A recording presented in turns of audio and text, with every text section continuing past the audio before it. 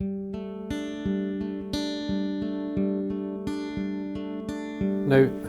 I'm going to be tying this fly here. This is a hair-winged version of a fly called the Brora. Now, I'm going to show you the feather-winged version, which is this fly here. This is it here. Now, basically, it's a pattern better known from Megan Boyd. It was a fly that regularly you've seen that she tied this fly, and people ask for it all the time. Now, the hair-wing version is this here. This is probably more open to anyone that can tie it. Don't have the feathers, so I mean it's a simple enough fly. So the dressing is going to start from the point of the hook, the middle of the shank. So you give yourself a measure. Now, to start you off, there's the measure there for the pink, or for where you're going to tie in the second part of the body. But I'm going to run the thread down. As I say, I'm going to run it to the point of the hook, controlling the turns with the waste piece of thread. I'm just going to go back because it overlapped there. It makes your best to make it as smooth as possible. Makes everything work better than trying to hide. That's me in line with the point of the hook. Now to form the tag, I'm going to use an extra small tinsel wool. This one's just a French oval Uni-Tinsel. Stick enough off, and then I'm going to catch this on, underside. Just going to go back a wee bit here. I'm just going to flatten the thread a wee bit by spinning the bobbin anti-clockwise. This will flatten the thread a wee bit. Catch it underneath the length of the tag, and then come up to this point, and then you're looking round. Now some people count these, but in this case 5 to 6 turns or so, catch it in. A couple of turns just to secure, get the length that you want. Now just say twice the length of the silver. Now I'm going to use a modern floss. In this case I'm going to use this hot pink from Uni, and we're going to tie this in. Now, to hold it on, to stop it getting pulled off, because this is a fishing fly, I'm going to use another piece to tie on top the length of the tag. Then come in with another piece. This is to form the tag itself, and then we wind up nice and tight. Now, nice tight turns. First turn, make sure bring the floss through your fingers, and then we wind up nice and tight. And then we're happy, we just catch it in. Bring this over, just flatten it out, stops the floss getting drawn round. Now it's important that we try and get a balance in this body.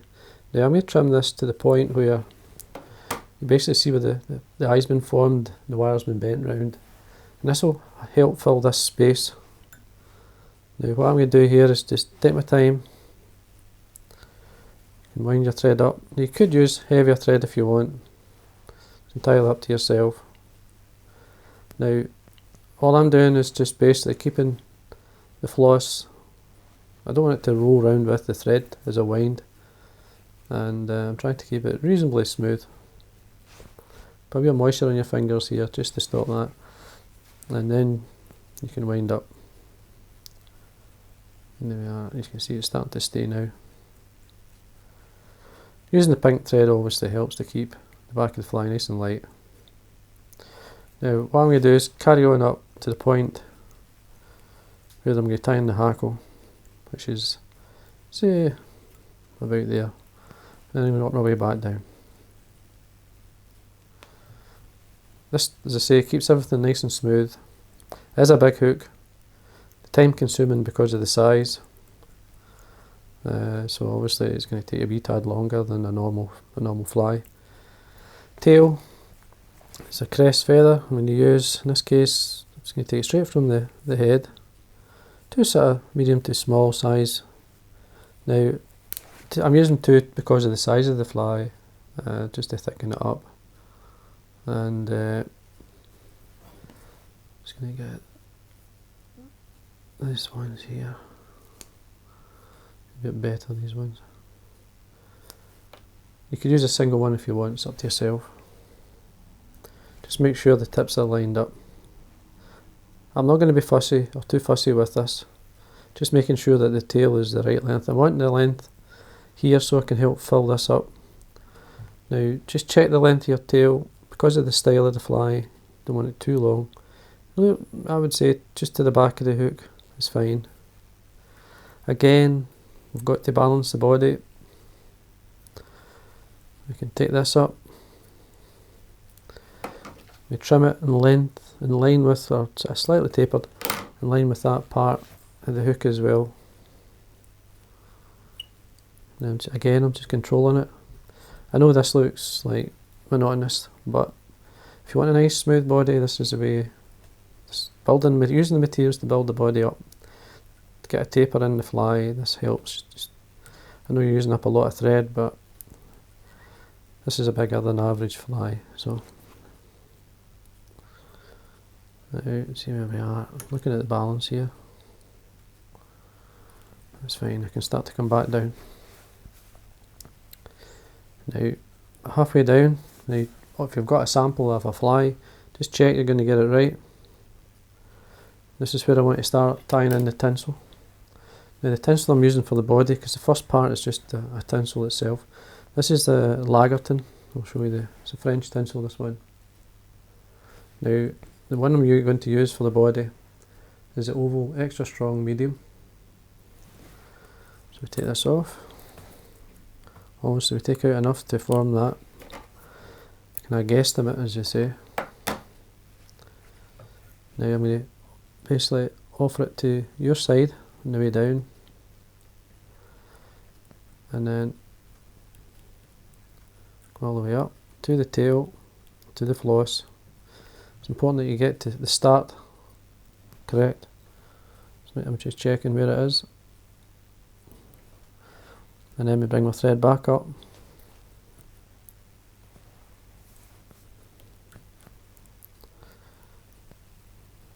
Again, we always check the distance. You could use a wee, to get the distance right, a wee ruler. You can always make sure you're going to get proportions.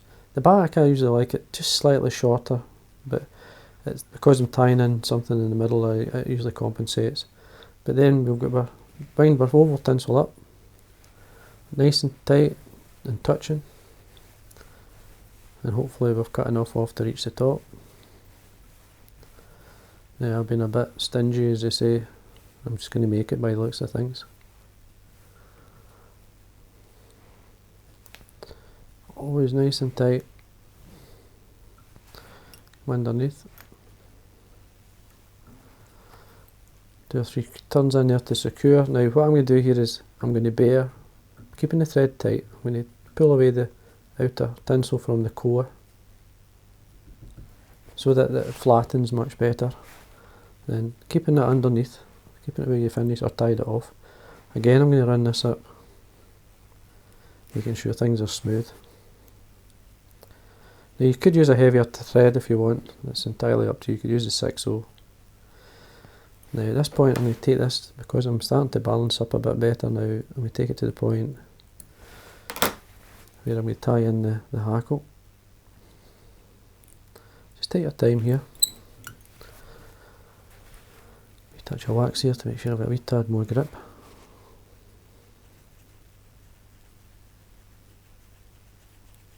Just work your way up.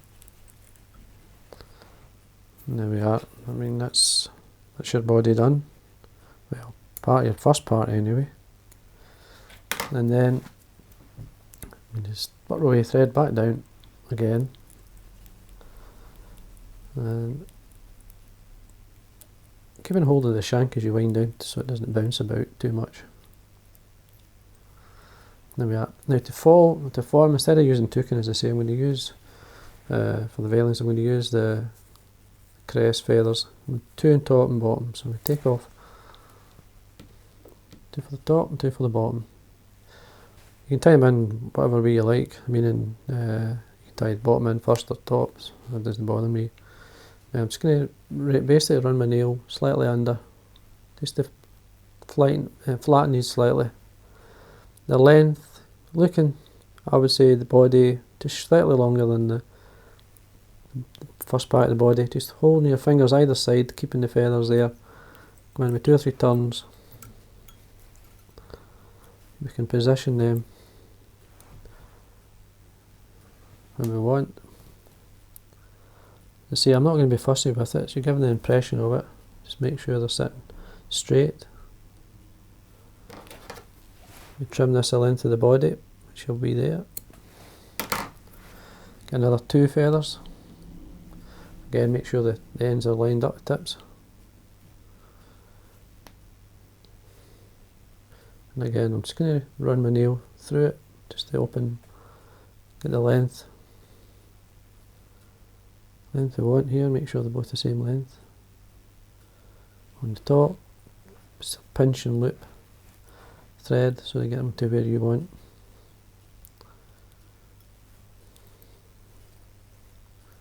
Nice and tight. Now we check the length here, just slightly too long, so what I'm going to do is pull them at this point. Check they're sitting okay. You will get the odd one going the wrong way.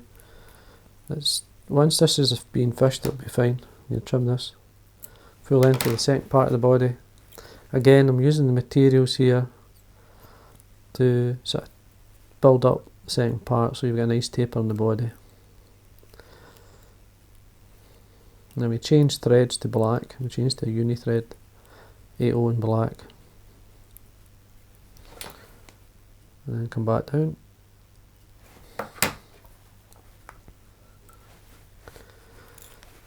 Just get your starting area, which is a couple of mil from the eye. And then we start to work our way down.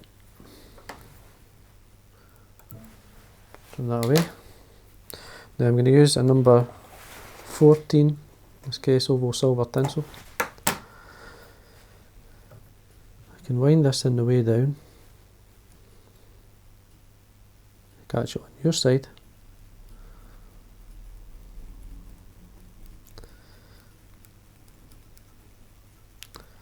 All the way up to the tinsel.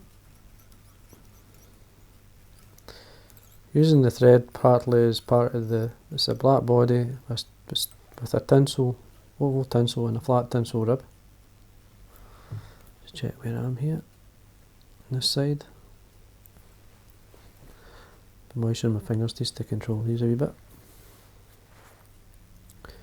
Now, what I'm going to do is tie in some silver tinsel. Just watch where my oval is. I'm just going to start, it's fine. Now just above where the oval tinsel is, I'm going to tie in the number or a medium tinsel, silver tinsel. And you can get that from Lagartun as well, or you can just use like a Uni-Miler, number 14. Now, what I'm going to do here is I'm going to cut it into a point to get it started. Now it's just above. I'm going to cut in towards yourself, sorry, and then you just want it above.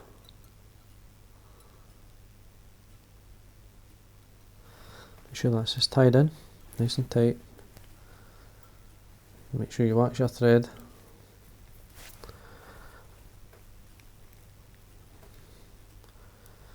Looks okay.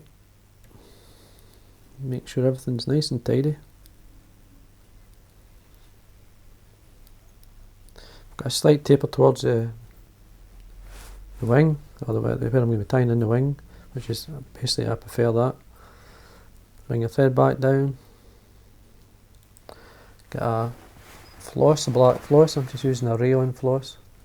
You can use a Uni-Floss, whatever you have.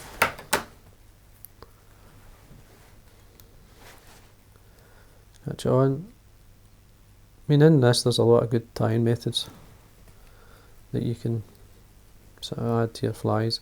So say if you're tying a smaller fly, you would have it tied by now, just about. Just because of the size of the fly, it's taking you this long. And then bring your floss up, as smooth as possible.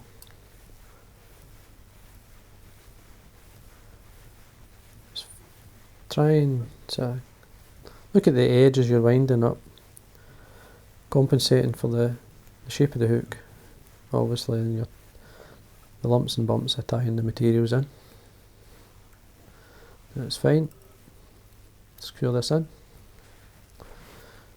trim away. Got wax on my thread. Bring the silver tinsel up.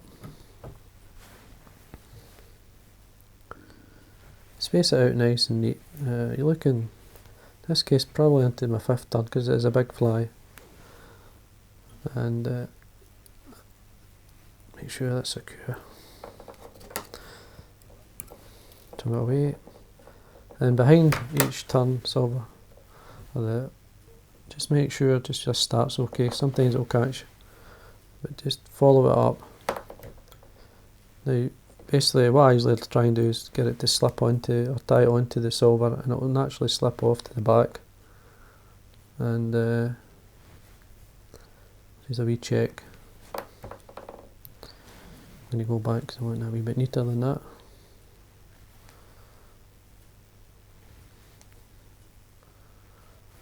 Just check my side, that's fine. Follow it up. Nice and tight. Now, wax on your thread, make sure it's secure. A nice base of thread down with wax on it. You quite like to see how things. Now you can see it looks okay, the nice colour blend there. Mixed there, it's tight enough, the taper's going towards, so your wing will sit nice for you if it's like that. Now the colour of the wing is, in the feathered wing version is brown, blue and then white. Now I'm just going to use Bucktail. It's just a white Bucktail. There's a white side. The back side is a nice brown, so I'm going to use the back for the beginning. Then I'll use a white blue Bucktail and just go from there, and it's a nice mix. So when we start off with the brown, now I'm going to stack the hair, and I'm going to taper the length of the hair so I've got a nice shape, a nice taper in the wing. First thing I do is to remove the fluff at the bottom. Tips into the stacker. Just got to get a nice balance, a nice mix. And then follow the curve of the tail up with the wing in length. Just check it, just to stack a wee bit better.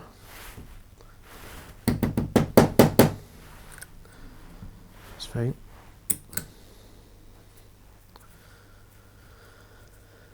So the brown part of the wing, say we're just about halfway up into the tail. Just hold the wing there and the trim. Bit of wax on the thread, and then we cut the thread into the cut ends of the bucktail. Make sure that's secure. Make sure it's on top. Just use your nail to lift it up because it will roll with the thread if you don't watch. Just check the ends.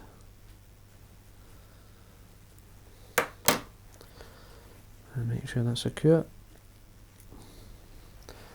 Now we go to our blue.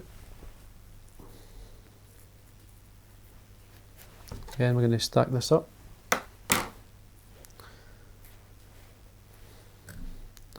And tips first, again, to the stacker. Tap on your desk. What? Here's the one to stack. Give me a minute. Make sure your stacker's empty of any bits of fluff of hair, because there was some in there and that's the issue. That can stop it stacking, so there we go. Now slightly longer. Again, just cut it to the right length, and then we can come in, cut into these, tie them down.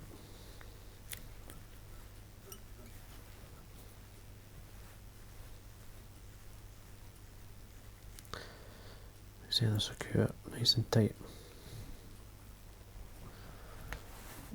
So we'll get the blend and mix. Do some white now.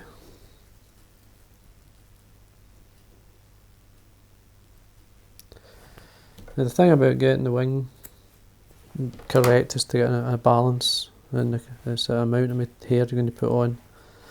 Now, looking at this, I'm reasonably, do we tad too much of the brown, but not much, just a wee tad. It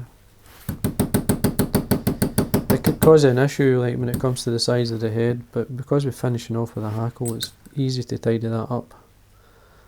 There's where we're white, that should towards the tips of the tail. Just get the length we want, hold that. Trim it to the right length. Again, I'm just going to make sure there's wax on my thread. And then we cut the thread into these cut ends. Nice and tight. Make sure it's secure.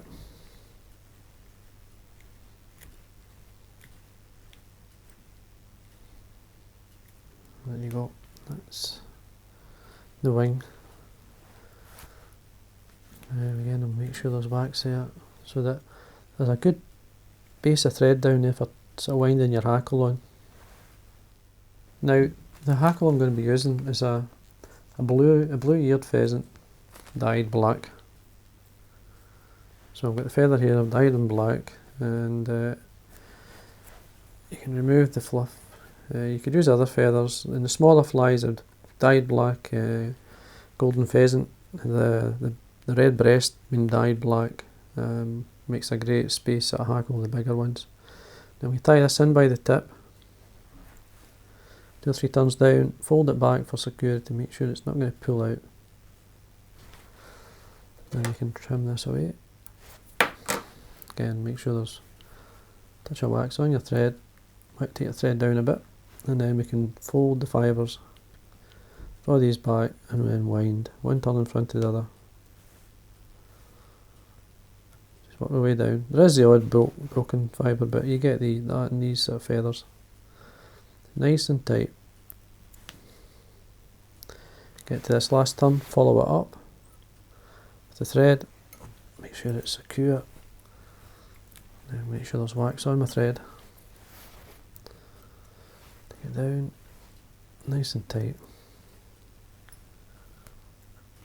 A bit of moisture on your fingers here just to hold it back.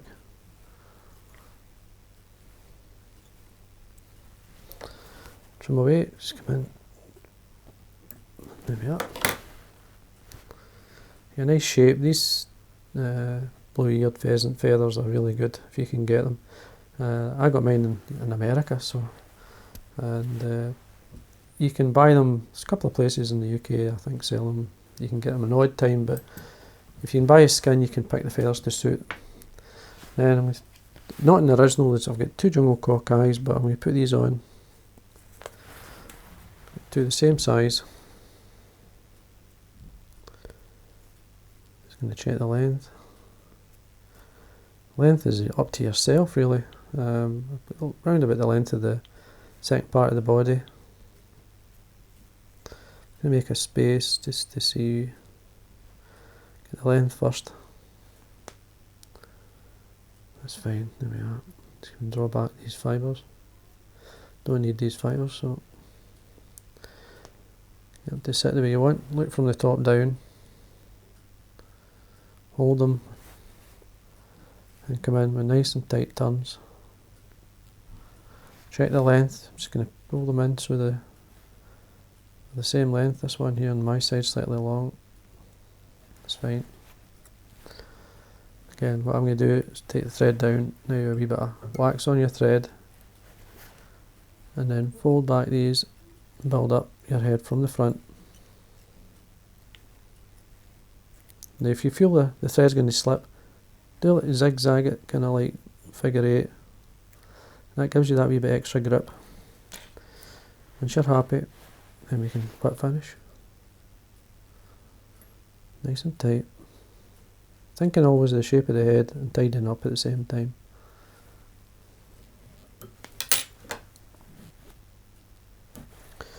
Trim away your thread, trim away the waist of your jungle cock.